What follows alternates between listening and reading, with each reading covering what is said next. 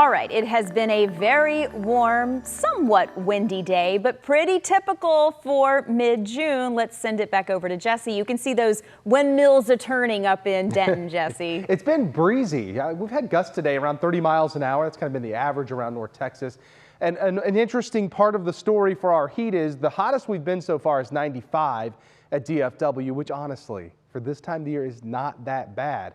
And more interestingly, there are parts of the country that normally wouldn't be as hot as us are actually hotter. So heat indices in this area where the heat advisory in place and the extreme heat warning up to Minneapolis down to Omaha and Lincoln, Nebraska, they'll have heat indices up to 110 degrees this weekend. And then heat advisories extend all the way from the entire state of Illinois, Wisconsin, Michigan, Indiana, Ohio, and then into the Northeast. And it's fascinating to me that it's likely areas like Philadelphia, New York, Boston will actually be hotter than us Monday and Tuesday. And there's a fairly good chance that they're going to hit 100 degrees before we do. So Monday or Tuesday, New York City, for example, could hit 100 degrees with heat index values up to 106. So they're under extreme heat warnings in those areas of New England. And, you know, for us Texans, it's like when people from the Midwest and the Northeast laugh at us when we get like 1 or 2 inches of snow and it's kind of like a panicky situation. That's kind of how it is in the Northeast. That's why, you know, for us, 100 degrees, that's not a big deal.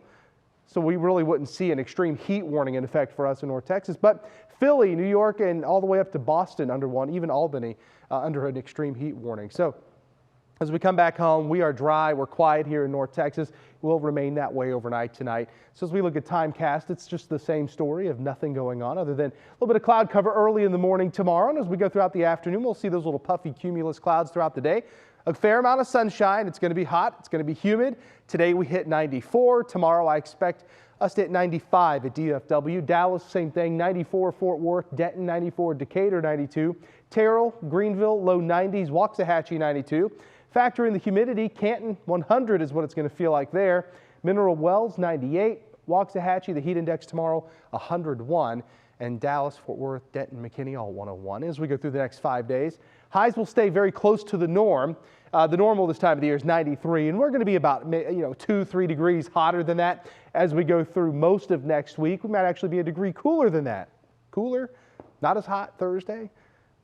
There's your heat index values. Still around 100 degrees because the humidity remains on the high side. So as we look at the forecast tonight, 75, warm and muggy, breezy at times tonight with mostly clear skies. Tomorrow is 95, a sunny day. As we get into the afternoon, it'll be just like the last few days, hot and humid. Heat index values up to 101. 14-day forecast.